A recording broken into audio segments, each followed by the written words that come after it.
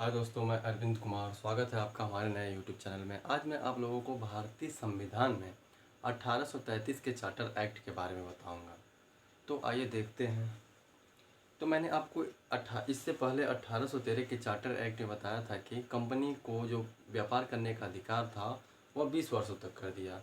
तो 1813 प्लस 20 यानी 1833 का चार्टर एक्ट आता है। लिखिए, देखिए 1833 का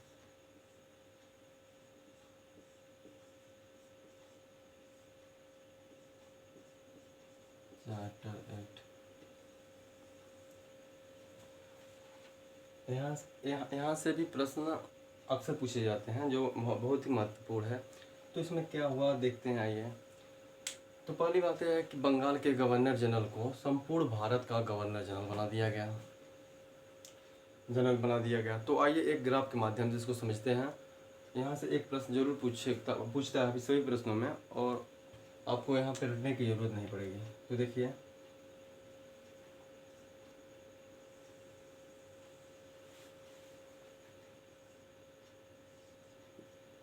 1757, 1773, 1833, 1858। ठीक है। तो 1757 जो था, 1757 में गवर्नर हुआ करते थे। अलग अलग प्रेसिडेंसियाँ थी और अलग अलग गवर्नर हुआ करते थे 1757 में। फिर 1773 के रेगुलेटिंग एक्ट के तहत बंगाल के गवर्नर को बंगाल का गवर्नर जनरल बना दिया गया। फिर 1833 के चार्टर एक्ट के तहत बंगाल के गवर्नर जनरल को संपूर्ण भारत का गवर्नर जनरल बना दिया गया। तो आइए देखते हैं। तो 1757 का पूछे अगर जो कि पहला पहला गवर्नर कौन था, तो लॉर्ड क्लाइव था। लॉर्ड क्लाइव थे। और फिर और उसके बाद 1773 का रेगुलेटिंग एक्ट आता है। तो होता है कि बंगाल का अंतिम गवर्नर तथा प्रथम गवर्नर जनरल यहाँ पे वारेन हेस्टिंग्स हो जाता है। यहाँ पे वारेन हेस्टिंग हो जाते हैं। फिर आता है 1833 का। तो यहाँ पे होता है बंगाल का अंतिम गवर्नर जनरल तथा भारत का प्रथम गवर्नर जनरल यहाँ पे लॉर्ड विलियम बेंटिंग हो जाते हैं।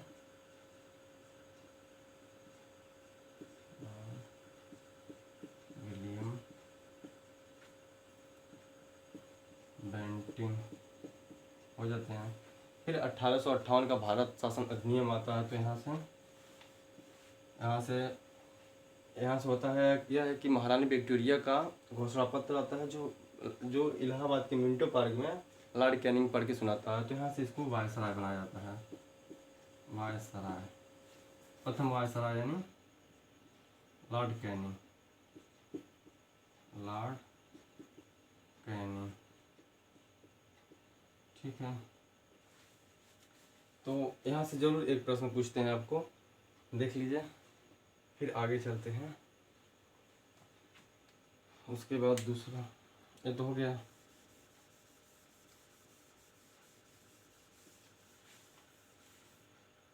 फिर क्या होता है? फिर होता यह है कि लॉर्ड मैकाले को विधि परामर्श हेतु गवर्नर जनरल के परिषद में उसको विधि सदस्य के रूप में भेजा जाता है, चौथे विधि सदस्य के रूप में भेजा जाता है। तो जैसा गवर्नर जनरल के परिषद में 4 सदस्य होते थे, तो 1784 के पिट्स इंडिया एक्ट के तहत 4 से घटाकर 1 कम कर दिया, यानी 3 कर दिया गया था।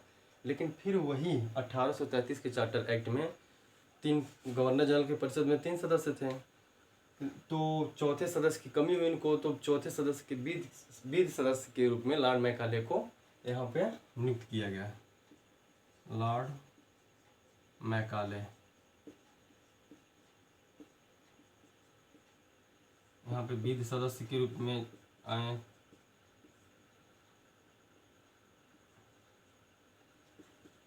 यहाँ पे विधि सदस्य के रूप में आए लॉर्ड मैकाले। फिर क्या होता है? फिर यहाँ होता है कि फिर क्या होता है, फिर होता यही है कि कंपनी अब व्यापारिक न होकर बल्कि पूरी तरह से राजनीतिक हो जाती है। चीन और चाय के साथ भी व्यापार समाप्त कर देती है। उसके बाद यहाँ से दास प्रथा को विध विरुद्ध कर दिया जाता है, यानी दास प्रथा का अंत कर दिया जाता है यहाँ से। ठीक है, दास प्रथा का अंत किया जाता है। ठीक है, तो आइए इसको लिखते हैं, बहुत ही महत्वपूर्ण है ये टॉपिक। देखिए, 1833 के चार्टर एक्ट के तहत 1833 के चार्टर एक्ट के तहत बंगाल के गवर्नर जनरल को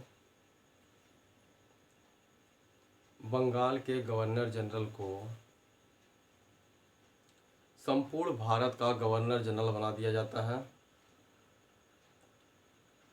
संपूर्ण भारत का गवर्नर जनरल बना दिया जाता है,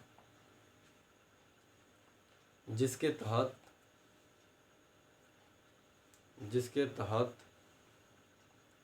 बंगाल का अंतिम गवर्नर जनरल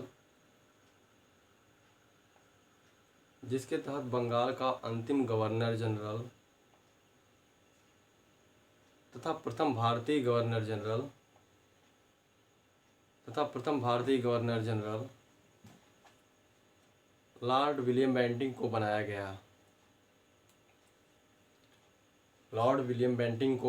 गया। और इस प्रकार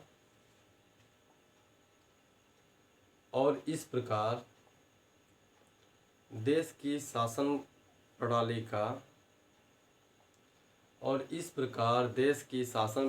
का केंद्रीकरण कर दिया गया। इस प्रकार देश की शासन प्रणाली का केंद्रीकरण कर दिया गया और 100% गवर्नर जनरल को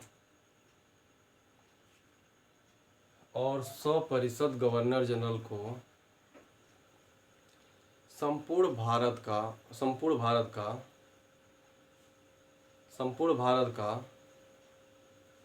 कानून बनाने का अधिकार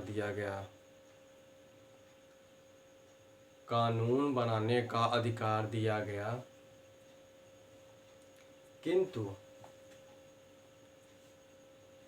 किंतु नियंत्रक मंडल यहाँ पे वही नियंत्रक मंडल है जो 1784 के पिट्स इंडिया एक्ट के तहत कंपनी के राजनीतिक और प्रशासनिक क्रियाकलापों को इनको सौंप दिया गया था। तो किंतु नियंत्रक मंडल इनके द्वारा बनाए गए नियमों को, मतलब 100% द्वारा बनाए गए नियमों को, इनके द्वारा बनाए गए नियमों को अस्वीकृत कर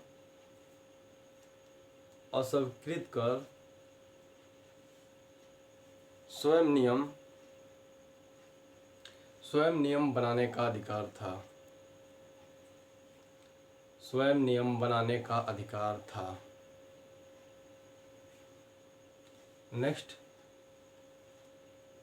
नेक्स्ट है, फिर 1833 के चार्टर एक्ट के तहत गवर्नर जनरल के परिषद में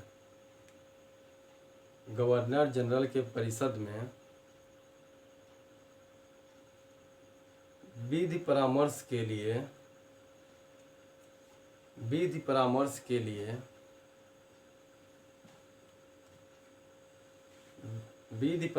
लिए लॉर्ड मैकाले को चौथे सदस्य के रूप में शामिल किया गया।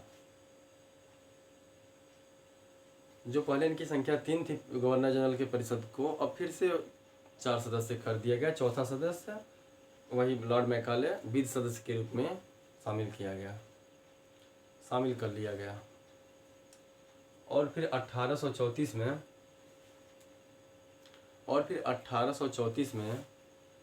लॉर्ड मैकाले की अध्यक्षता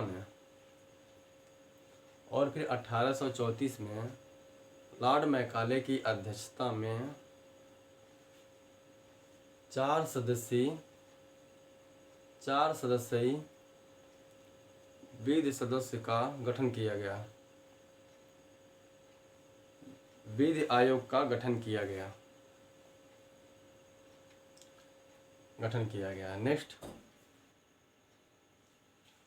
और 1833 के चार्टर एक्ट के तहत पहली बार 1833 के चार्टर एक्ट के तहत पहली बार भारतीयों को प्रशासन में शामिल होने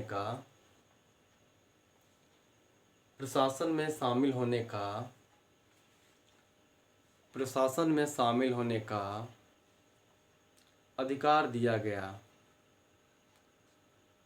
अधिकार दिया गया। नेक्स्ट,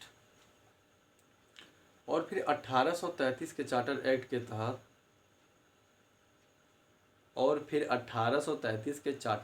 के तहत कंपनी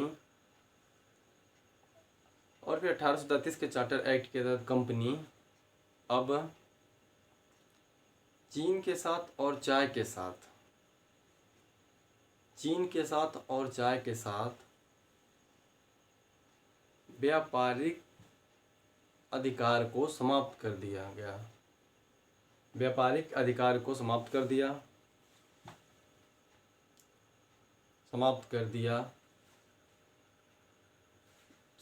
दिया गया।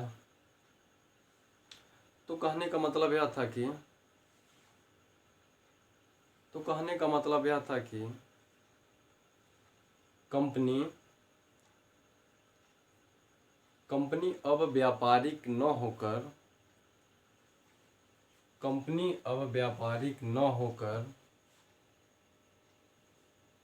बल्कि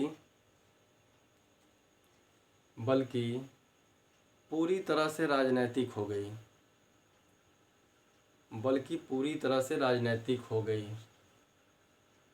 क्योंकि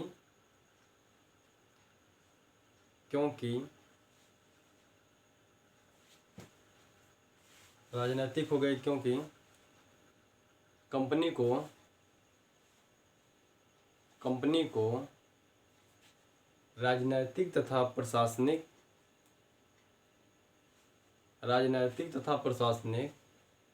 दायित्व को सौंप दिया गया था। और फिर विधियों के संगीताकरण के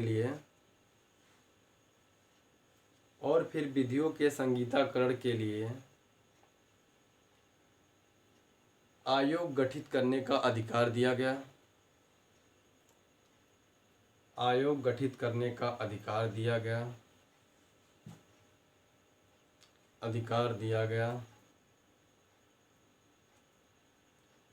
और फिर नेक्स्ट,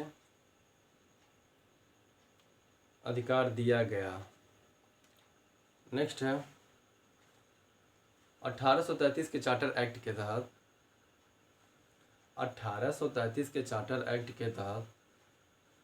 दास प्रथा को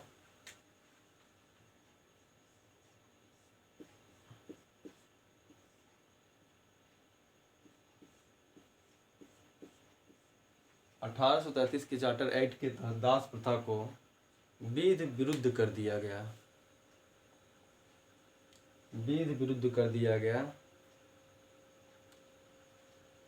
तथा 1843 में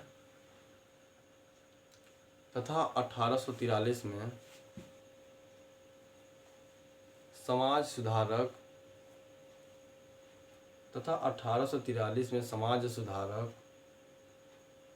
राजा राम मोहन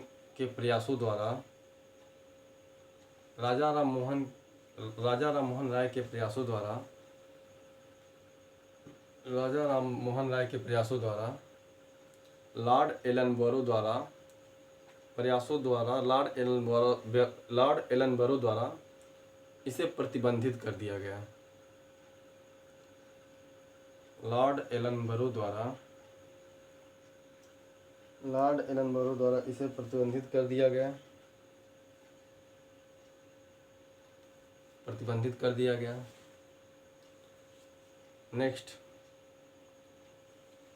और फिर राजस्व के और फिर गवर्नर जनरल के परिषद में राजस्व के संबंध में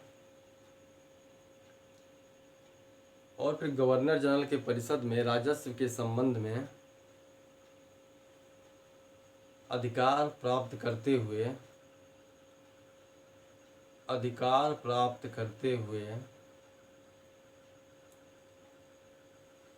पूरे भारत के लिए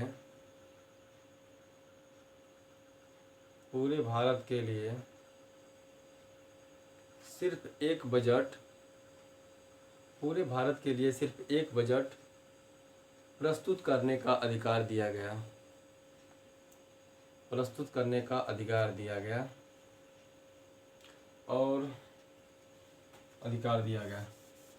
और यहाँ से प्रश्न पूछता है हमेशा कि मतलब 1813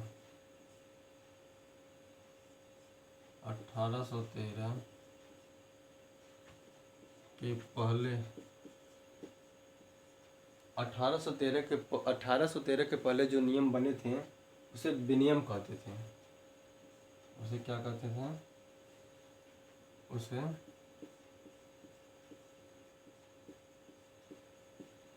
उसे विनियम कहते थे। और 1833 के चार्टर एक्ट और 1813 के बाद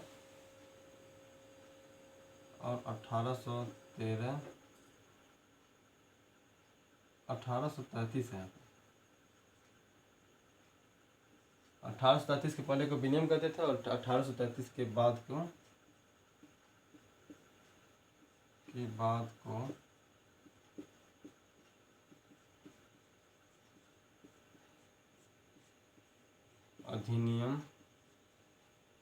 अधिनियम कहते थे। ठीक है, तो ये हो गया 1833 के चार्टर एक्ट में। और फिर अब नेक्स्ट है 1853 का चार्टर एक्ट।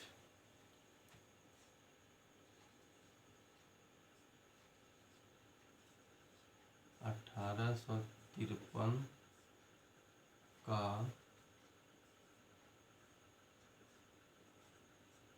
चार्टर एक्ट 1853 का चार्टर एक्ट। इसमें क्या होता है? इसमें पहली बात यह है कि यह कंपनी का अंतिम चार्टर एक्ट था। और फिर क्या होता है कि इसमें भारत में कानून बनाने के लिए एक 12 सदस्य का विधान परिषद का गठन किया जाता है। और फिर बंगाल का प्रशासन चलावे खातिर लेफ्टिनेंट गवर्नर जनरल के नियुक्त किया जाला, यहाँ पे नियुक्त की जाती है। और फिर यहाँ 20 सदस्य को गवर्नर जनरल के परिषद का पूर्व सदस्य भी बना दिया जाता है। ठीक है, तो यही था। उसके बाद निदेशक मंडल में इसके सदस्यों की संख्या भी कम कर दी जाती है। और जो कंपनी के कर्मचारी थे जो पहले नामजदगी के स्थान पे थे कि आइए आप नौकरी कीजिए, तो इसके स्थान पे आप जानते हैं क्या हो गया? अब प्रतियोगी परीक्षाएं यहाँ पे होने लगी। ठीक है, प्रतियोगी परीक्षाएं होने लगी। तो लिख लीजिए, तो 1853 का चार्टर एक्ट हो गया। तो लिखिए यहाँ पर, लिखिए भारत के लिए कानून भारत में कानून बनाने के लिए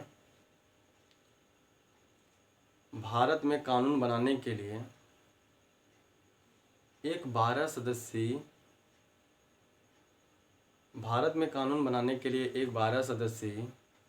विधान परिषद का गठन किया गया।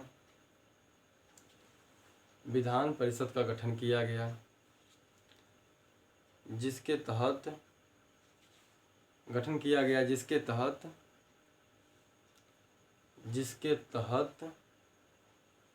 विभिन्न क्षेत्रों के प्रांतों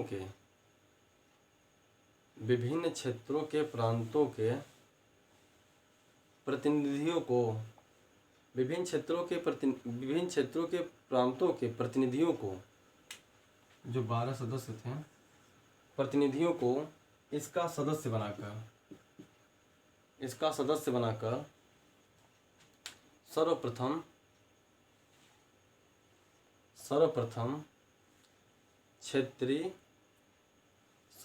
क्षेत्रीय प्रतिनिधित्व पद्धति लागू किया गया। सर्वप्रथम क्षेत्रीय प्रतिनिधित्व पद्धति को लागू किया गया। नेक्स्ट, और फिर 1853 के चार्टर एक्ट के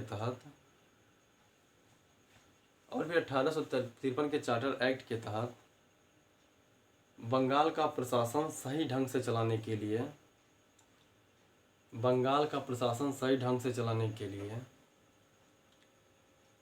एक लेफ्टिनेंट गवर्नर को नियुक्त किया जाता है। नेक्स्ट, और फिर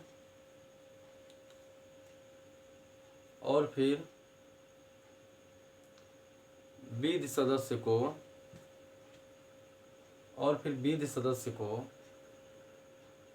गवर्नर जनरल के परिषद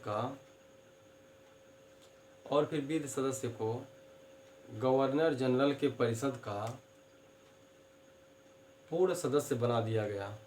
इसके पहले यह जो विधि सदस्य थे ना, वह अस्थायी नहीं थे, तो इसके तहत 1853 के चार्टर एक्ट के तहत इसे अस्थायी करके पूर्ण सदस्य बना दिया गया। नेक्स्ट, और फिर 1853 के चार्टर एक्ट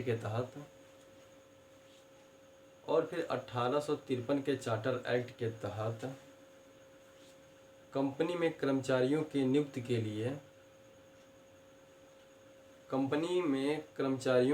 के लिए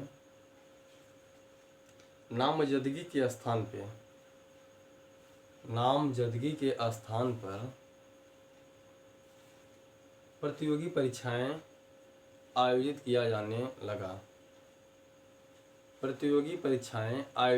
जाने लगा। और फिर नेक्स्ट है, और इनके निदेशक मंडल की संख्या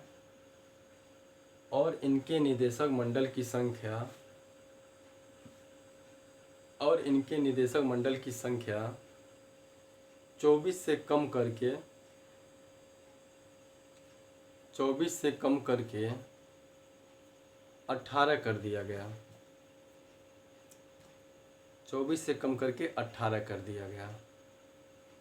और एक बात था, 1833 तो 1853 का चार्टर एक्ट समाप्त हो गया। अब 1833 के चार्टर एक्ट में एक चीज़ छूट गया था, उसमें लिख लीजिए एक पॉइंट, जगह हो तो नहीं यहीं पे लिख लीजिए, 1853 लिख दीजिएगा आगे। तो 1833 के चार्टर एक्ट के तहत धारा 87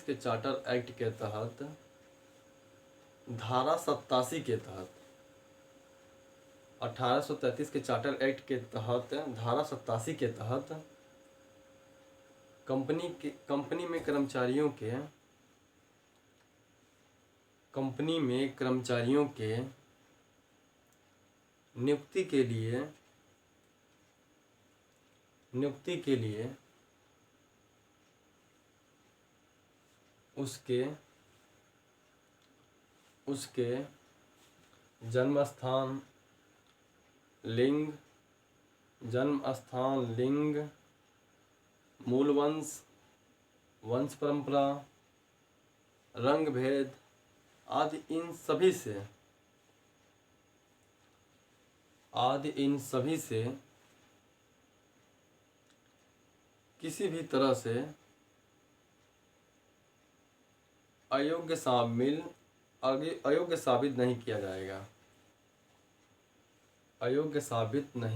जाएगा। तो 1833 का चार्टर एक्ट समाप्त हुआ। 1833 का चार्टर एक्ट समाप्त हुआ। 1853 का चार्टर एक्ट समाप्त हुआ। अब आपको 1858 का